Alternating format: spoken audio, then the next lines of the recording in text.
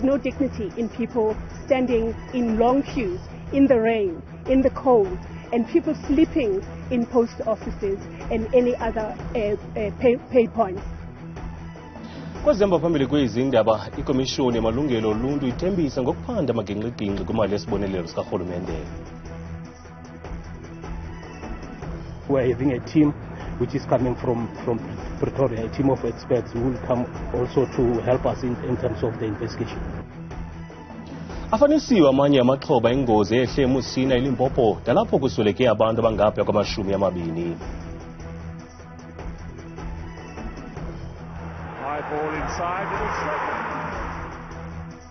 Kwezemidlalo, ujongwe ngabomvu umdlalo we-DStv Premiership phakathi kweMamelodi Sundowns ne-Orlando Pirates ngomso.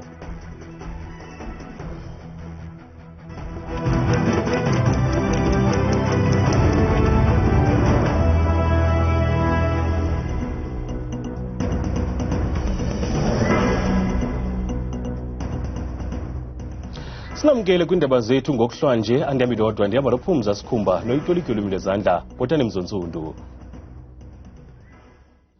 Kusekho inxalenye yabaxhamli kwimali yesibonelelo sendodla karhulumente abangekayifumani emva kokuba i-arhente enikezela ngesibonelelo i-SAHRC ibalule amagingxi-gingxi kubuxhakaxhaka nobushiye uninzi lunxunguphele. Kungokunje i-DA ifake isikhalazo kwikomishoni yamalungelo oluntu ivakalisa ukunyashwa kwesidima nobomi babantu abaxhomekeke kule mali.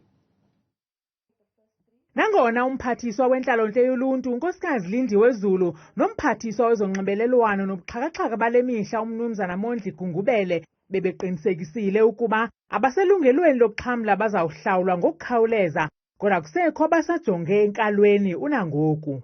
On Tuesday, the 5th of September, when the older persons did not receive their grants, and we were told that everything has been sorted and everybody now can have access to their grant. As late as yesterday, there are people who still had not received their grants. I-DA kungokunje ifake isikhalazo kwikomishoni yamalungelo oluntu ngelithi urhulumente unyashe amalungelo abantu abaxhomekeke kwesi sibonelelo ukuze bavuse iphango. We are saying that there are other rights that have been violated, such as the right to dignity. There is no dignity in people standing in long queues, in the rain, in the cold, and people sleeping in post offices and any other pay points. I-DA kwafuna ukuba umphathiswa avele kwikomiti yakhela umkhanya inkcitha kwizimali zikarhulumente iskowupha ukutsho emva kokuba eli sebe libuyisele kunongxowa i-5% kwisabelo mali salo. It makes no sense at all for the department to take back, to turn money to the National Treasury. Ikomishoni ke ivumile ukuba isifumene isikhalazo se-DA.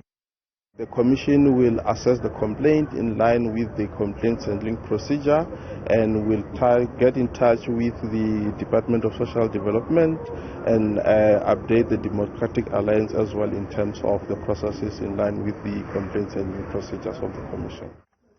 Kulindeleke ukuba i-DA ifumane impendulo kwiintsuku ezisixhenxe ngalo mba.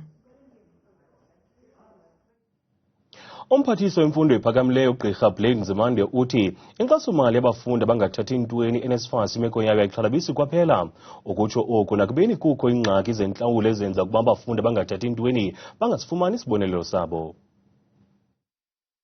Oyena mba uqaqambileyo kule ndibano engenkxaso-mali ye-NSFAS kukuba ayonganyelwanga yimingeni yayo kwaye ifumana yonke inkxaso eyidingayo kurhulumente.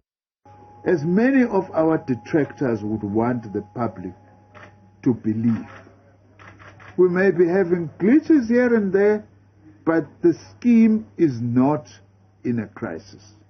uGqirha Nzimande ukwakhankanye izisombululo ezibekwe etafileni ukuze i-NSFAS ikwazi ukusebenza ngokugqibeleleyo. I have therefore directed the NSFAS board to immediately do the following. 1.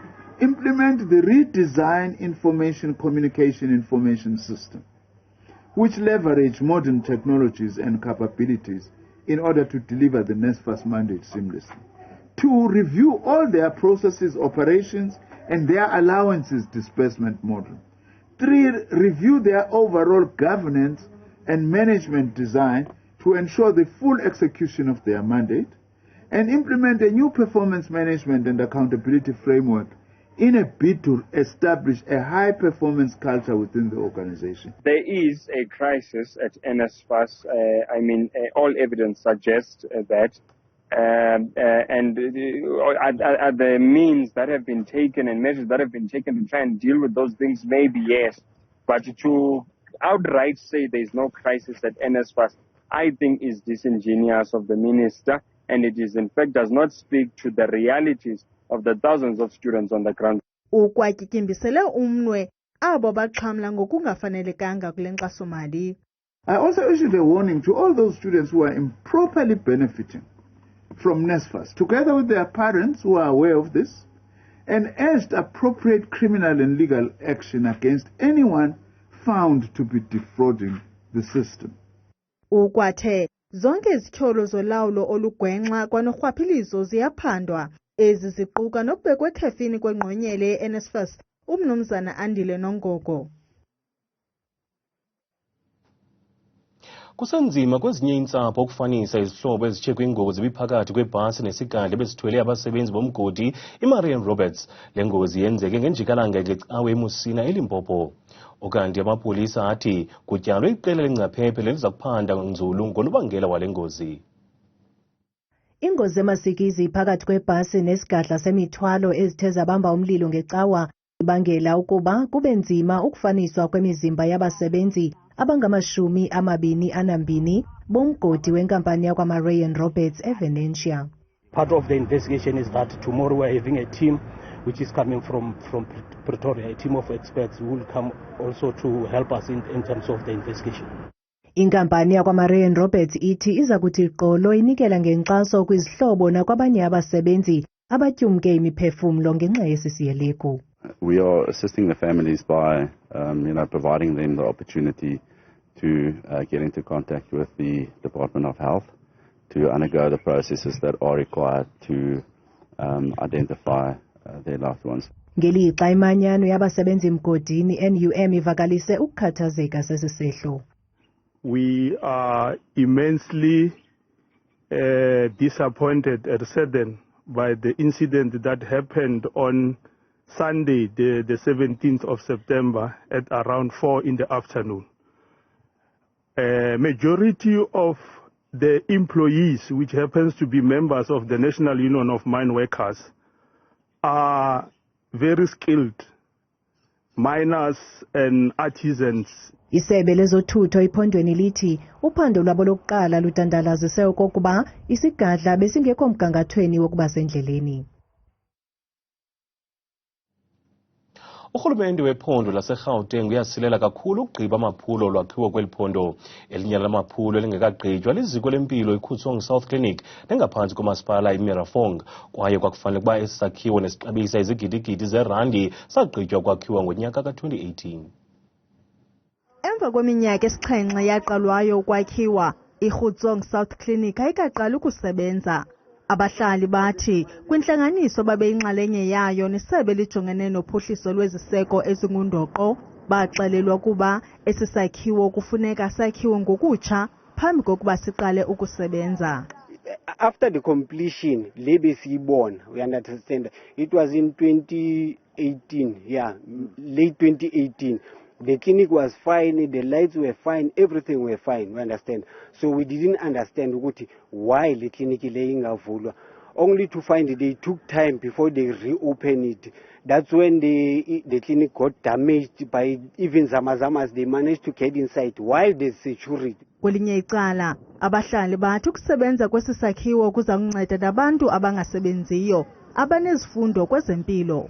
Ha clinic ka thoma go bereka batho monyetla o ba ka ukira. Xa le clinic inokuqala ukusebenza abantu bangafumana amathuba emisebenzi njengolutsha kwanomongikazi ekudala bagqiba esikolweni. Sale di feleditse go graduate khale. EDA ivakalise ukungaxoli kukuhamba ngesantya sonwabu solulwakhiwo. People of Khutsong still do not enjoy decent health services.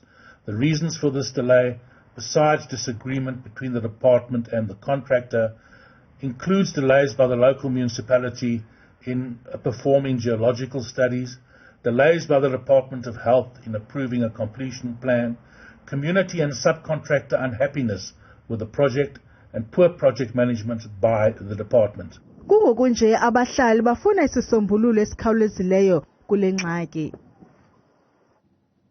Ikomishoni yamalungelo oluntu ikhuphe ingxelo exhomisa amehlo ngendlela umasipala KwaZulu-Natal abanyasha ngayo amalungelo abantu ngokuphathela nokunikezelwa kwamanzi acocekileyo. Le komishoni ikhuphe le ngxelo emveni kophononongo obuluphenjelelwa kukunganeliseki kukujongwa ngendlela kwamanzi abathu bekanda acocekile kweli phondo. Ngo-2022, ikomishoni yamalungelo oluntu ifumene imbalelwano yezikhalazo ezingaphaya kwama-600 eziphuma kubahlali bephondo iKwaZulu-Natal iqulethe umba wokungankinkishelwa amanzi, nto leyo elilungelo elingundoqo layinawuphi umntu ophefumlayo. Some people even live without water. We find in some communities people drink water with the animals. Njengoba nje sila sihamba i-distance sizokhawula la manzi, sipheka ngawo, siyawaphuza, sigeza kona, sibuye siwashe. Kusenjalo nasematatiyele, iminyaka abantu besebenzisa amanzi anongcoliseko kweminye imimandla amanukuvalwa ngaphandle kwesizathu. Nalawana siyawakha, khona umama apha phezulu umama umyedi ubekhiphe amanzi angcole abawasebenzisayo, siyasokola nyani ngamanzi. Nanjengoko ingxelo yekomishoni ibhensise nokuba ziindawo zasemaphandleni ubukhulu becala ezinyanzeleka ukuba zisebenzise amanzi angacocekanga xa kuthelekiswa nasezidolophini, kunjalo kanye nalapha ematatiyele ngokutsho kwabahlali. Khona iwatsi ezenziwayo ukwenziwa kwe-boreholes khona sithi ke nazo siya-appreciate i-Pacific Municipality uba mayenze i-boreholes apho ingakhona uba mayizenze khona for interim intervention, but ke ngoku masibe siqhubeka ke ngoku nazo zonke iinzame esingathi ke zibe zincedisa abantu bakuthi khona ukuze bafumane amanzi imihla nezolo. Ikomishoni itsho idandalazisa izindululo zokuba oomasipala abachaphazelekayo mababe phantsi kolawulo lwamaphondo, ze umasipala iKwaZulu-Natal wabhengeza ukuba uzawusingatha inkomfa yehlabathi engamanzi ngo-2025. Kwiindaba zethu kuChannel 163 ngokuphathelwa yiNewsroom Africa, ndinguntsiki Noyiya. Ukanti abantu baphefumlile ngeli nqaku kwiqonga lethu leWhatsApp.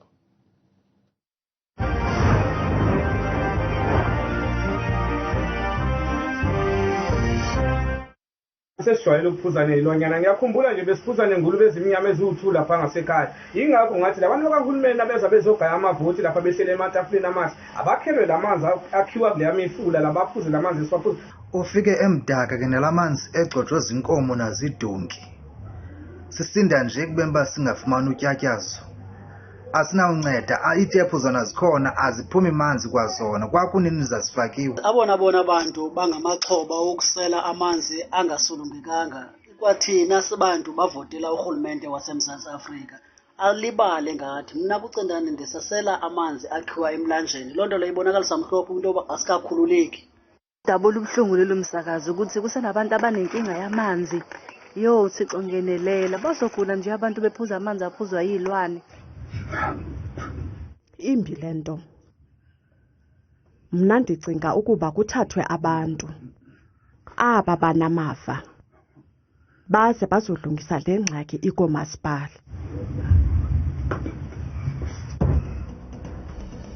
Bukeli, ungaphefumla kwimixholo yethu usebenzisa lo nombolo kaWhatsApp nengu-071 670 2548.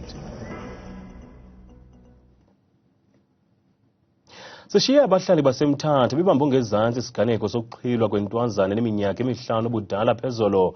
Emva kwemini yanamhlanje umrhanelwa ona40 iminyaka obudala ubonwe esehla ngesitalato iYork Road eMthatha ehamba nalo mntwana, ze abo bawubonileyo umfanekiso wale ntwazana kumakhasi onxibelelwano ngelifunisayo bahlaba umkhosi.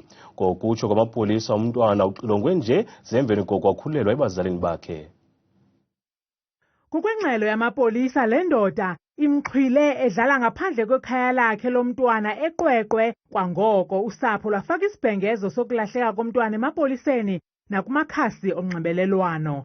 Ngenxa yemifanekiso yomntwana ebithe saa kuloo makhasi onxibelelwano uFacebook, umrhanelwa ubonwe sehlisa idolophu nale ntwazana ze abahlali ababuze langeni bonda ngaye. Amapolisa ayakungqina ukubanjwa kwendoda ngesityholo sokuxhwilwa emva kokuba efunyenwe ebethwa ngabahlali kwidolophu yaseMthatha namhlanje. Kukwatyholwa ngelithi umrhanelwa ufunyenwe ekunye nomntwana oneminyaka emihlanu ochaze njengobexhwilwe izolo eMthatha. Umntwana uye wayokuhlolwa esibhedlele waze emva koko wanikezelwa kumzali wakhe. Ulanyulelwe kukufika kwamapolisa athe abiza inqwelo yezigulana nethe ngenxa yokuhamba ngesantya esisaba umsindo wabahlali sakuntlitheka kwisithuthi sohlobo lwe-Quantum kwenye yerenki kwalapha eMthatha ngethuba isendleleni balekisa umrhanelwa esibhedlele. Kungoku nje uphantsi kweliso elibukhali labakwantsasana egcuma enjalo zintlungu.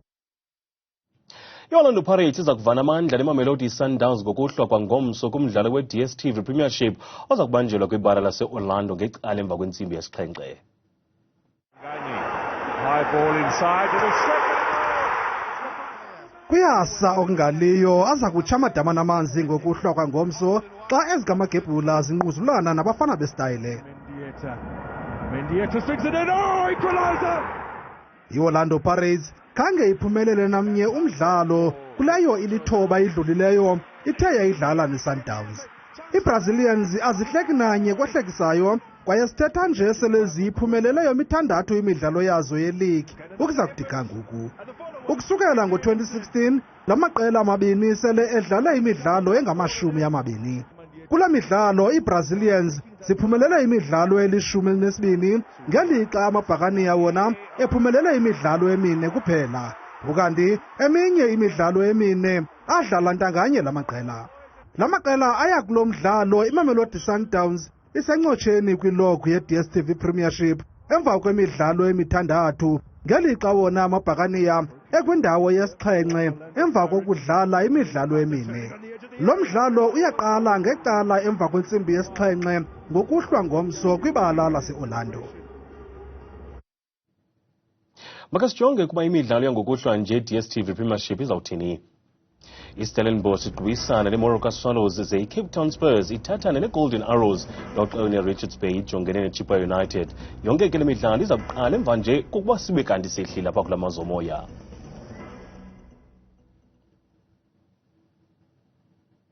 Uthabile Makhaphela selengxangile neMozulu.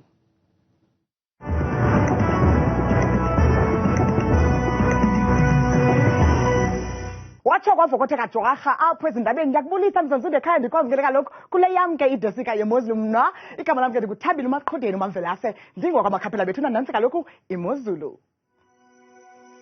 Iphole kaloku lokuqala kuphaya eMpuma Koloni emonke ziphuntsana ngo-20 degrees osibekele kwasekuseni ngomso nasemini futhi kwakweli phondo linye phaya koGqaberha neziphaluka lishumi nje likhatshwa sesasibhozo. Kanti yenje nje imeko phaya ephondweni lase-Free State eBloemfontein ngamashumi nje nesihlanu xonke kamandi mzontsundu yonke imva kwedinala ngomso kupha ngorhatya futhi kusafana phaya koSasolburg ngamashumi nje nesithandathu. Kanti ke yenje nje imeko phaya ephondweni laseGauteng eJohannesburg eRandburg naseSoweto ngo-25 degrees usibele kakhulu phaya ekuseni ngomso kanti emini futhi kuyafana kakhulu naphaya kaloku koVereeniging ngo-27 degrees. Bona ke benjenje phaya kwela phondo laKwaZulu-Natal eThekwini ngabashumi nesithathu amathonsi emvula kwasekuseni ngomso ngorhatya futhi kuyafana phaya kwaZulu omgungundlovu kutshisa kamandi phaya ngo-32 degrees osibekeleyo ekuseni. Kanti yenjenje imeko phaya eLimpopo koPhalaburwa ngamashumi sesontshisa futhi mbukelo wam zemvula kwakhona kanti emini xa iqhubeka imini ePulukwane kube njalo futhi ngo-31 degrees. Bona ke phako la phondo laseMpumalanga eMbombela ngabashumi kusibekwa kakhulu kwasekuseni ngomso amathonsi emvula kwasemini ngomso kanti kuyafana futhi phaya eSekunda neziphaluka ngabashumi nje ekhatshwa sisixhenxe. Kanti benjenje phako la phondo laseNorthwest eMahikeng ngabashumi futhi nesithoba kucwengile yonke intseni ngomso kanti ngorhatya futhi kuyafana phaya eRustenburg ngo-31 degrees ozolileyo. Kanti benjenje phako la phondo laseNorthern Cape eKimberley ngamashumi nje nesithandathu kumyoli pha yonke intseni ngomso kanti ngorhatya futhi kwalapha eNorthern Cape ko-Uppington ngamashumi nje ekhatshwa sesasithandathu. kanti ke mbukelo wam apha ekhaya phaya entshona koloni eKapa lodumo lishumi nje nesithandathu ngamathonsi emvula yonke intsasa ngomso masiqokumele kaloku bethu nemozulu yethu phaya kwelaseGeorge ngo-16 degrees wamathonsi emvula. Itsho ke bethu nento yakho yami ideska yemozulu mna ndikuthanda kangaka xesha limyoli.